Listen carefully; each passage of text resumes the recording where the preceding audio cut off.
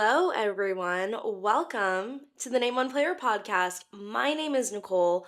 I am your host, and I just want to say a huge thank you to every single person for hitting play today. If you are a returning listener, I am so glad that you listened to whatever episode that you listened to and liked it enough to come back and join us again. That just means so much to me and genuinely makes me so happy. So thank you. Welcome back. And if you are a new listener, a huge welcome to you. I am so glad that you stumbled upon this little podcast of mine and decided to listen. Thank you so much for joining us. The Name One Player podcast is a place for women to talk about the sports teams that they love without being asked the dreaded name one player. I will ask you to tell me about times that you've been asked to name one player and just kind of laugh at the men who do that, but I'm not gonna quiz you. I promise. I promise you're gonna get none of that here. Before we get into this super exciting episode, I just wanted to say thank you to everybody who reached out after last week's episode. Last week was our 1 year happy birthday to the Name One Player podcast episode, and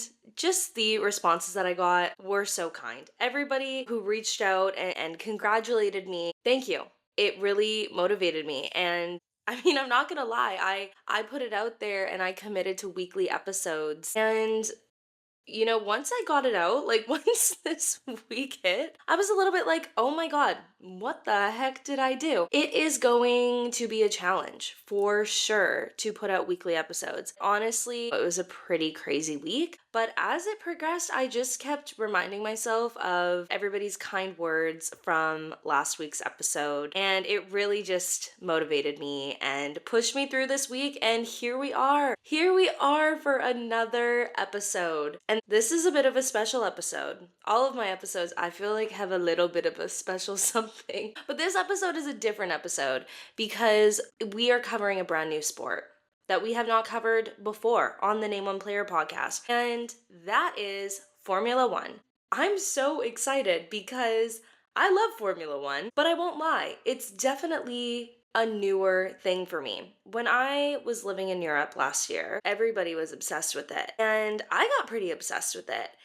And it was really fun, chatting with people about the teams that they love, the drivers that they love, and a lot of the drivers too are from England, so that might be a big part of why it is so huge there. And I just feel like it doesn't really have as big of a presence in North America. They do have multiple Grand Prix in North America, but I feel like it's just not on the same level as it is in Europe, fandom wise. And that's okay. I remember when I got into Formula One, I had seen Drive to Survive few seasons here and there. I really do love the Netflix sports documentaries. I'll always kind of dabble in a new one just to see what it's like. But I wasn't immediately diving in and wanting to stay up to watch every single race. We weren't on that level yet. And even last season, when I was living in Europe and I was getting to be more familiar with F1 and all the stories, all the drama, it was definitely fun. But I think what's really skyrocketed my investment levels in Formula 1 is the fact that I made a fantasy team this year. And I love fantasy football and I miss it. I was scrolling through TikTok as it was starting to get closer to the beginning of the season and, people just talking about locking in their teams. I was like, why not? Why not try a little Formula One fantasy? Yeah, and you know what? It's fun. I am loving it. I'm loving having people in North America to talk to about Formula One. I was a little bit nervous when I moved back going into the season that I knew nobody who was into it. So this has been really fun. And I would just like to point out that my fantasy team is called Name One Driver. Funny little story about my fantasy Name One Driver. I did actually make a TikTok about this. I have a coworker. I was talking about Formula One. I don't know, came up in conversation. And one of my coworkers said to me, "Can you even name one Formula One driver?" And I did not even use words at this point. I just looked at him and I pulled out my phone and I opened the F1 app and then went to the fantasy page. Then went to my fantasy league that I'm in with my friends that I'm currently in first place. And I showed him my team name called Name One Driver. And just kind of seeing the realization on his face kind of sink in of like, wait, name one driver? Oh, wait, I just asked her to name one driver and that's her fantasy name. Just seeing the wheels turn, it honestly really was satisfying. I'm not gonna lie. I'm not gonna lie. But yeah, name one driver. She is currently in first place. I'm absolutely loving it. But I don't really know what's going to happen because there is a little bit of crossover with football and Formula One. The Formula One season goes until December, football starts in September. So, those 3 months, I don't know. It's gonna be new. If there's anybody listening who does Formula One fantasy and fantasy football for the NFL, let me know what you do. Let me know how I should juggle things. This is gonna be a new experience for me. Before the season started, I decided let's try to follow some more women-led Formula One account. The community of women on TikTok talking about Formula One is just so amazing. It's honestly been incredible, and once I started to connect with some of these women, I was like 100% need to do a Formula 1 episode. Our guest today, she is amazing. Her name is Reilly. Her TikTok came across my For You page talking about the fact that she's planning a girls trip to the Monaco Grand Prix. And then I was like, what a good freaking idea to do that, to plan these girls trips because thankfully, I do have a few friends here who do like Formula One, but I was really nervous at the beginning of this season that I would have nobody to talk to about it, let alone go to a Grand Prix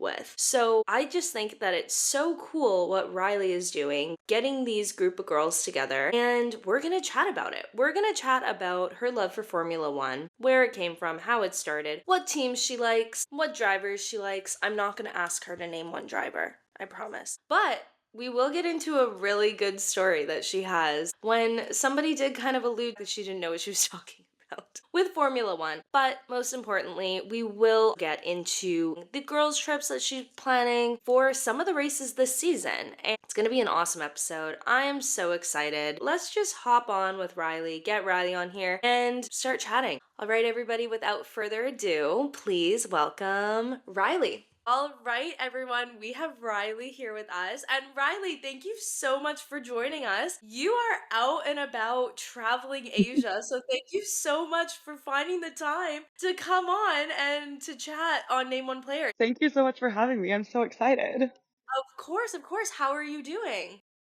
I'm doing great. I'm in Laos right now. I'm like looking at the mountains and listening to the roosters, but excited to talk about F1. Well, you know what? This is actually the very first F1 episode, so I'm so glad that we have you on for it. We've done a lot of football episodes, done a lot of basketball, baseball episodes, but F1, it's a bit of a newer thing for me. I was living in Europe last year, and everybody there is just obsessed with Formula One, and I feel like more so than in North America and just kind of got into it then. And then this season, I have a fantasy team, and I just want to say I am leading the league by 100 points.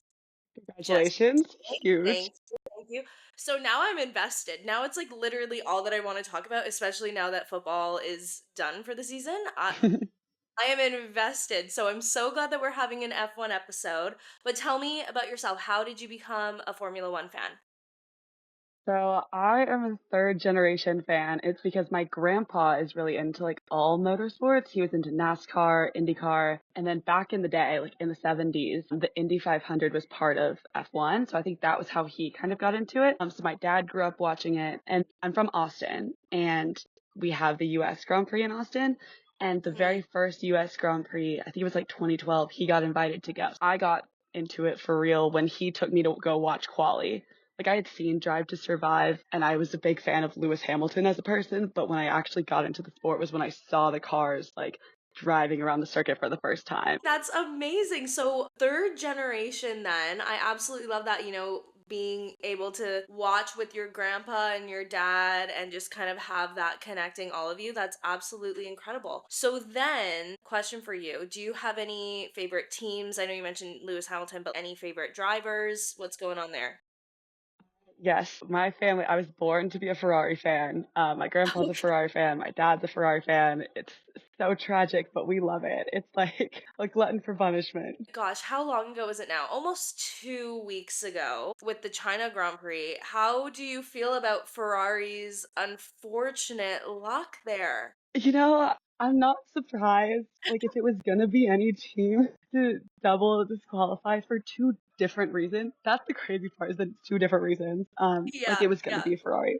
Like, if it was gonna be any That team, it was gonna be Ferrari. Heartbreaking, tragic. I hope we learn from it. that's almost like what is it? The 5 stages of grief, just acceptance. Yes. You've been a Ferrari fan for so long now that it's just acceptance that this is your fate. Well, especially after Lewis won the sprint, like the highs are so high and then the lows are so low. Yeah, yeah. I remember thinking that because there was such a mishap with DHL and getting the cars there, except for Ferrari, they were one of the only teams that actually had their cars there on time. So I'm like, okay, Ferrari's gonna kill it. Like they're at such an advantage here. Unfortunately, not. Not quite. Not quite. Hopefully, something turns around. You never know. The season is still young. Yeah, I was hoping we were gonna win the season. I don't bet, but if I was gonna put money on it, I would have put money on actually on Charles winning the championship. But Okay. I said Okay. that like a month or two ago. Do you still feel that way? Well, anything can happen. Anything can happen. Last season, I wouldn't have expected McLaren to win the constructors, so I'm still holding out hope for Ferrari. This is our year. Okay, well, I am a Mercedes gal myself, Oh, big love. George Russell girl. So I'm Mm. not necessarily gonna root for that for you, but I'm rooting, for your peace, for your sanity, because yeah, it's tough out there being a Ferrari fan. I am not. How would I word this? I'm not jealous, except when you That's guys do fair. really well and you win, and I'm like, the hell. Everybody's a Ferrari fan. You know what they say. Even if they say they're not a Ferrari fan, they're a Ferrari fan. All right, well then you're traveling around Asia right now. Do you think you're going to be able to catch the Japan Grand Prix on what I guess would it be Monday for you? It's Yeah. Sunday because I'm actually in the same time zone. Oh, right, duh. Yeah, Of course. Incredible. I'm thinking about myself and thinking, it's been great for me because Australia and China were in my time zone. I'd kind of gotten used to having a 3 a.m., a 5 a.m., a 2 a.m. start. So this is great for me. okay, so hot topic. Everybody's talking about Red Bull. Liam's out, Yuki's in.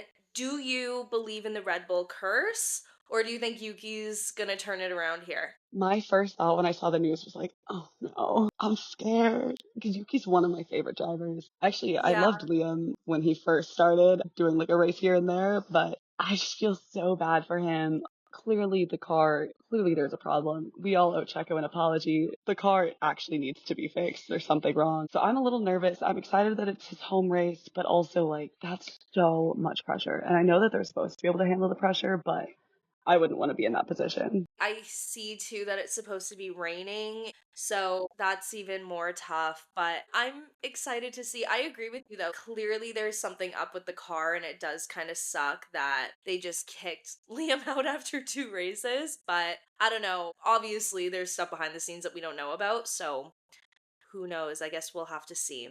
They're a mess. Like you said, I love Yuki. I think he's amazing. I am definitely sad for the lack of now the Racing Bulls contact with Isaac. So No. I know, like their TikToks were killing it. Like it was the most. I mean, I'm not Gen Z. I'm a Mm. millennial, but it was just peak Gen Z comedy, and whoever their social media manager was deserves all the money in the world. They were just giving us such incredible content. And then I did see that they said that it was going to continue, and part of me is like, It's not the same though. It's not the Yeah. same. Well, I'm excited for Max and Yuki content. I think that's gonna be Yeah, super yeah. entertaining. But yeah, Okay. Liam and Isaac, I don't know. I don't know. Also, it's just like kind of awkward. The whole thing makes me, it's like secondhand embarrassment. I hate watching this whole thing unfold. It makes me uncomfortable. Yeah, I think to Survive, like all those kind of Netflix sports documentaries, honestly, they do a really good job of showcasing the drama. Sometimes the drama is made up a little bit, but this doesn't even really feel like drama. Like you said, it just feels awkward. Yes. And it's like real people. Yeah. Yeah, Ugh. yeah. Okay, well, I'm super excited for you that it's in your time zone, that it's going to be an easy one for you to watch. So, kind of leading into that, I imagine you're not going to the Japan Grand Prix, but something really cool that you're doing is you're planning trips for some of the other Grand Prix. Can you tell me about that? Yeah, so this is so wild the way this has all happened. So I guess a year ago, I started backpacking. I was backpacking Europe and I was making TikToks, and a lot of TikTokers, like travel TikTokers, host group trips. So I'd always wanted to do that. I had built up like a small audience and I went on safari in February. And a lot of people were like, I want to come. You should plan a trip, whatever. So I was looking into doing that. And then I was on this 10-hour overnight bus and I just had this idea of bucket list group trips, and I thought there should be a group trip to a Grand Prix because I've gone to a couple and I always go with my friends or with my dad, and I love it because it's like a whole weekend of fun. It's not just going to the race, because you can go to the race by yourself and have a great time. But like for me, it's the build up, it's the getting ready, it's the popping champagne on the balconies, the after parties. Like that part is what makes it a whole weekend for me.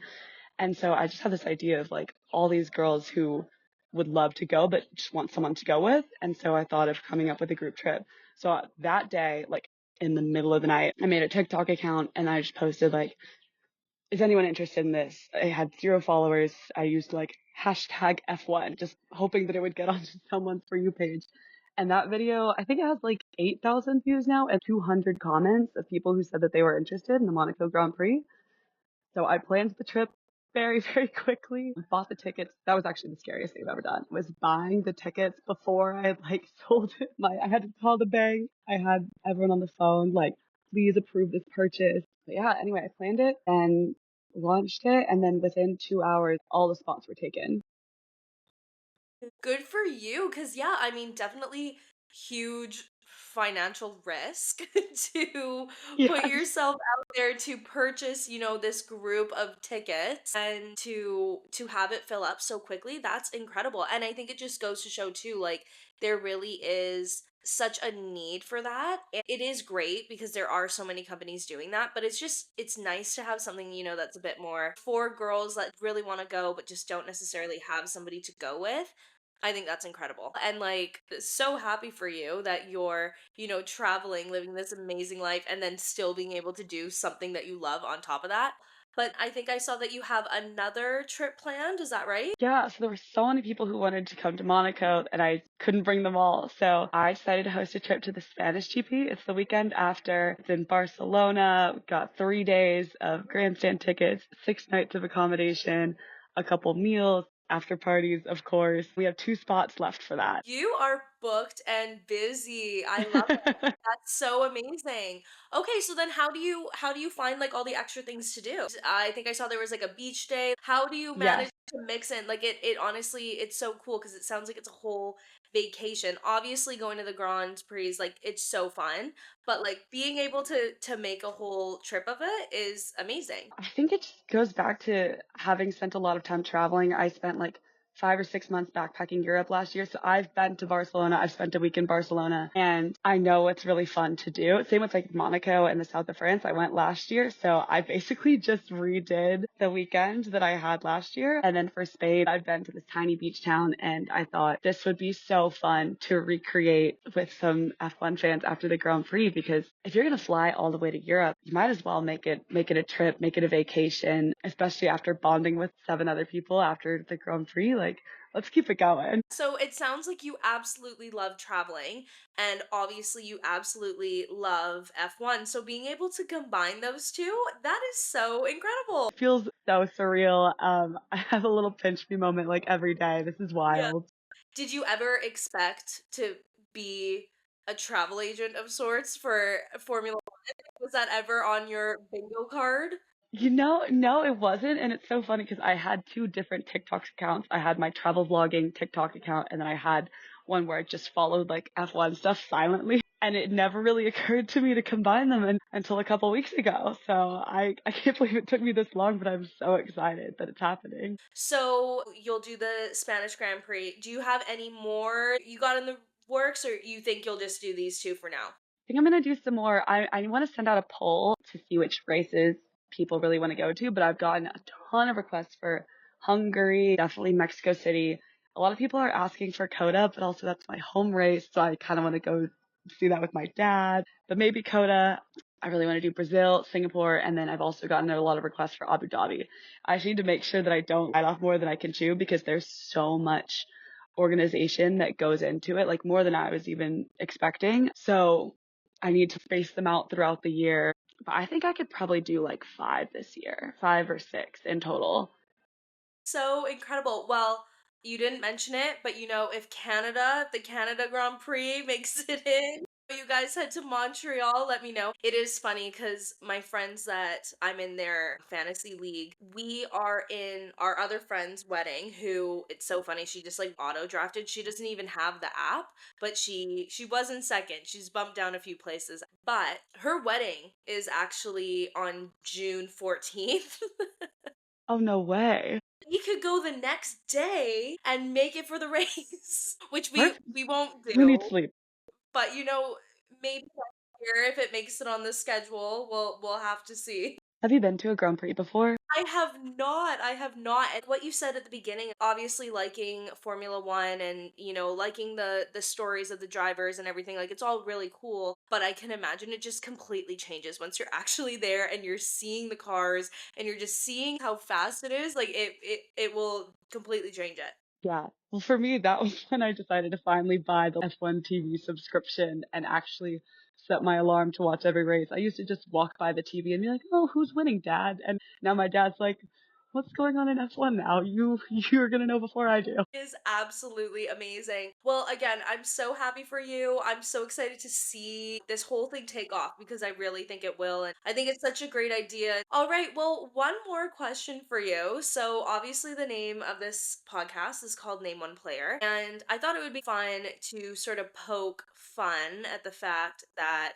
a lot of the time people, men in general, ask women to name one player on the sports teams that they love and just develop a space where that will never happen. We will never ask that. But instead, let's ask about the times that that has happened. So, a little different though, since this is our Name One Driver episode. Do you have any fun moments of that happening to you?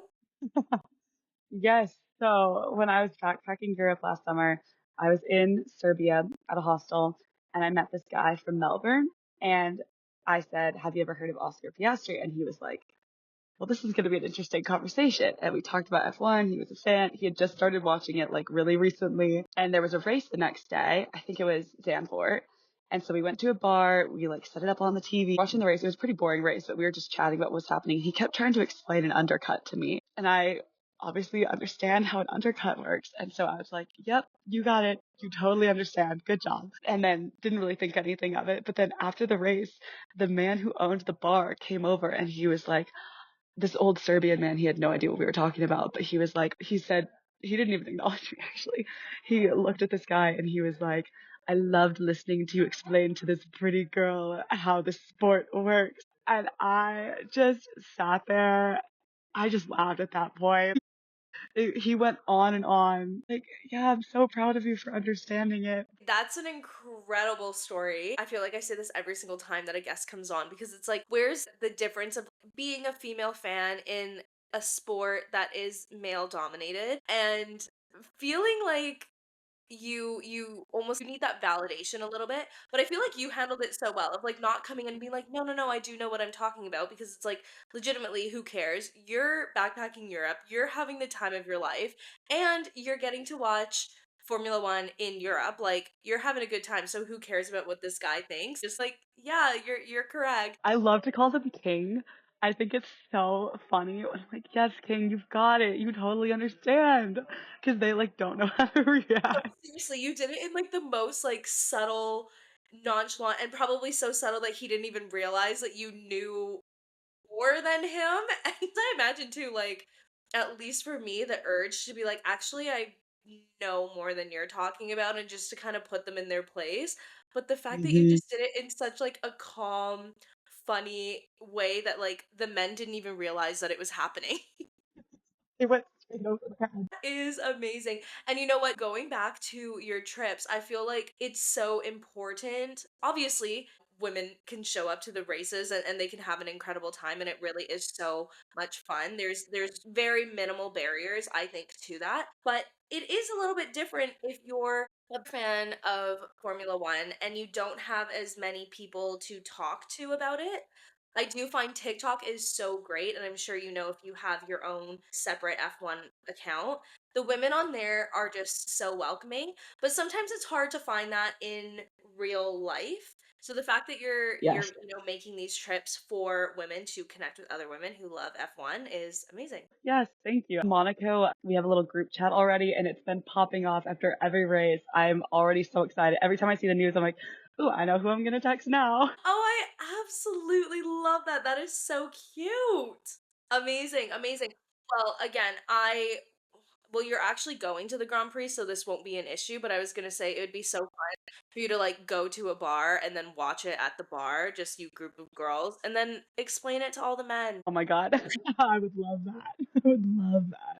That's actually a great idea. Maybe I'll do that when I get home. Well, yeah, how are you finding it in Asia right now? I guess you were in this time zones for, like you said, Mhm. for Australia and China, but are you watching it with other people or are you just kind of going about it solo? What's been the vibe so far? I'd been going about it solo, but then after the Chinese Grand Prix, I was staying in this little hostel and I walked out to the common room and I was like, I think it was after the sprint and I was so excited and everyone was like, "Where have you been? What are you doing?" And I was like, "Oh, I was just like watching whatever."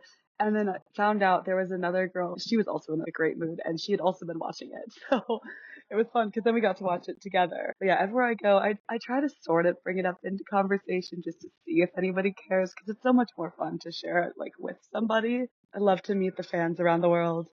So how many what's the date today? It is March 30th.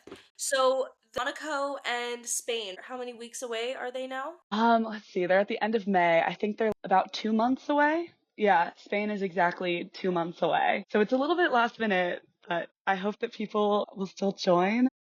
Do something spontaneous, do something crazy.